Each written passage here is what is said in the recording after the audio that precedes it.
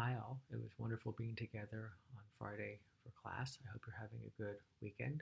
Shortly after class, I took off for California. I'm now in Oakland, where tomorrow I'll be doing a mindfulness training for a group of lawyers who are interested in integrating mindfulness into their work, and some of them interested in teaching mindfulness to lawyers at a program that they're participating in, an 18-month program that is designed to provide them with greater information and knowledge and ultimately to participate in this. So I'm with my dear friend Doug Chermak. Doug is an attorney, he's an environmental law attorney, and he's been doing a great deal of work over the last 10, 15 years introducing and integrating mindfulness into the practice of law, sharing with others, and also bringing it into his daily life and his work as an environmental law attorney. Maybe we'll have a chance to have him Zoom in one day. We can talk to him.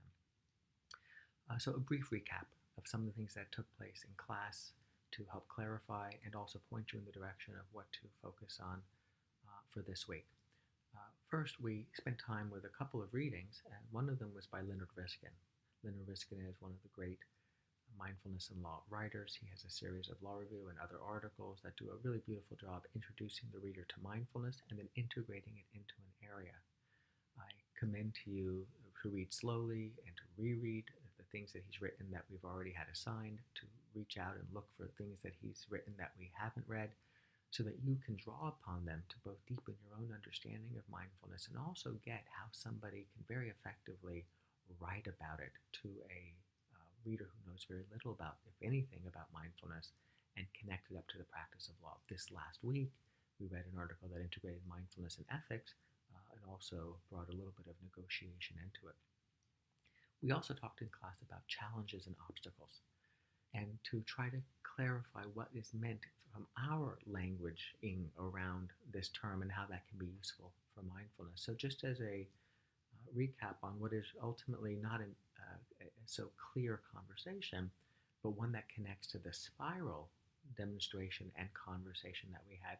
Challenges are things that happen to us in life. Just one thing after the other, when we resist it.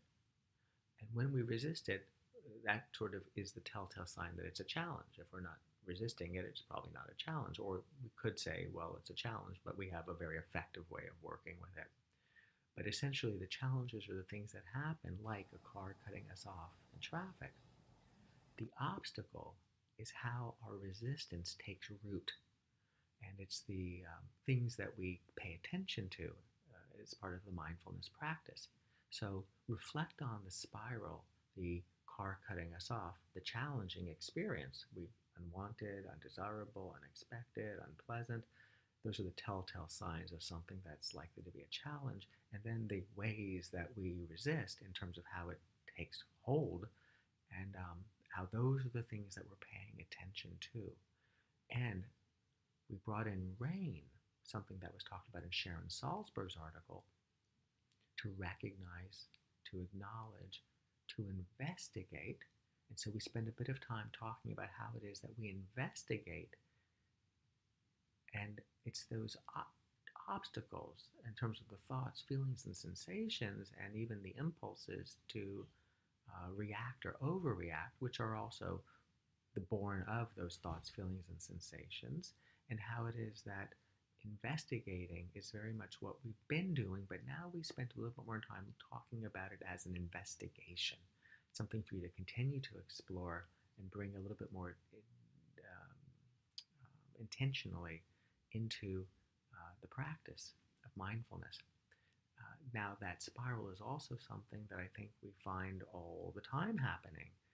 And so this week, as you notice a spiral taking hold, as you notice your snow globe going, you'll find that there's a page in the handout for you to actually track, as we did in class, what the event was and how that spiral unfolded. You'll find that to be very helpful. I think the closer in time you can get to writing it down to the event happening, the more instructive it'll be as a mindfulness practice, and also instructive upon reflection as well. You'll turn that in class with you when you come on Friday. Related to that also is the mindfulness and ethics in law and life, the form you filled out that you should have kept a copy of and that you turned in. this is where we look at the rules of professional responsibility and the ways in which some of those requirements for the ways that we conduct ourselves as attorneys very much connect up to our aspirations for how we want to live our life personally as well as professionally. And so you zeroed in on three aspirations, and those are for this week you're intending to comply with or follow or those aspirations to have them guide your conduct. So look at those three aspirations that you zeroed in on. Write them on a post-it. Put them on your refrigerator. Put them by your door. Put them on your book. Put them in your car so that you're reminded of them, that you bring them to mind, that you're mindfully aware of the way that you wish to conduct yourself, and then endeavor to do so. And I think what you'll find, among other things, is that spirals kick into gear that can tax us and challenge us, where our aspirations fall away and the intention for how we wish to conduct ourselves and interact with others begins to fall away. And so that ethical aspect, which Professor Riskin talks about in his paper, we're bringing to life right now, even before we get into the practice of law, where those very same or very similar aspirations or expectations for how we conduct ourselves take hold, with consequences that can be especially of moment. And this week I'm looking forward to meeting with you in groups of 3. So be on the lookout for an email from me or from Deb with sign-up opportunities, and reply to that email with your first, second, and third choices as is requested, both to Deb and to me, because I might be handling them over the weekend as best I can, and then Deb will pick it up early in the week. And I would like you to have as much notice as you can as to when we'll be able to meet. All right, next week we have Harley Chopin, an extraordinary attorney, coming to talk about mindfulness, life, trial practice. Please, in the handout, be very attentive to the article he wrote, because that's something that he'll be very interested in talking to you about. It's his insights and tips to when he was a younger attorney, exploring the practice of law, wanting to do a really terrific job, the way a contemplative practice was helpful, the way he draws upon the use of a post-it. And in class next week, I'll give you that very same post-it that he uses to help you bring that into your practice. But be prepared to have a meaningful conversation with him. There's a more recent piece that was written involving the snarky email. I think he'll be very interested in talking about that. There's also a reading by Patton Hyman. Patton Hyman was quoted in Leonard Riskin's piece. We touched on it briefly. He writes an article, The Mindful Lawyer, it's called.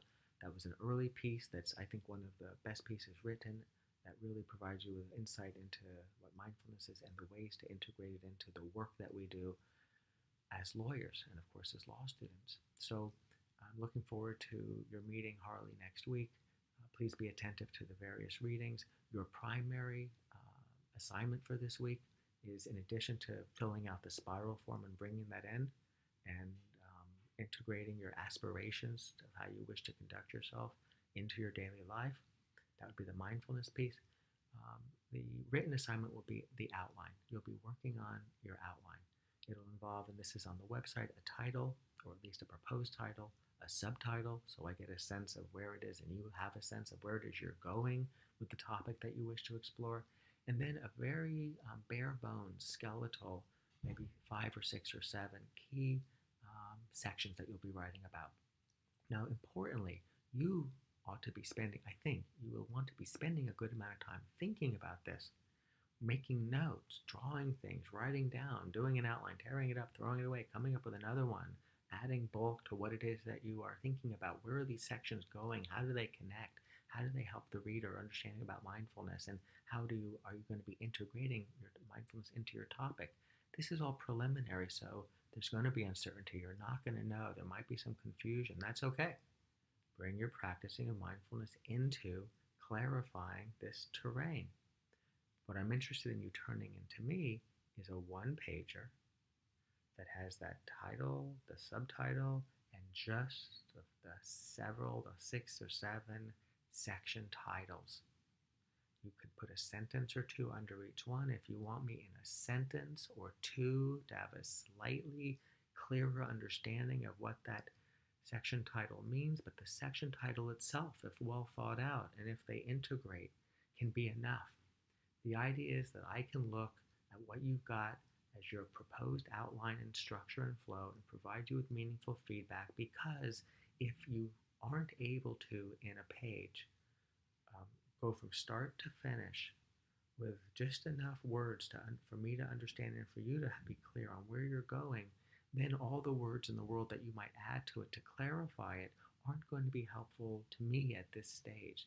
They might be helpful to you to keep thinking about it and reworking it. And the more you write, like the more you think, that's part of this generative, creative, refining process. Please do that. But the assignment is to hand in that one pager that's sparse on words, but keen on insight and clarity. And then we'll talk about that and I'll provide you with guidance. All right. I hope you all have a wonderful week. I look forward to seeing you on Friday. Take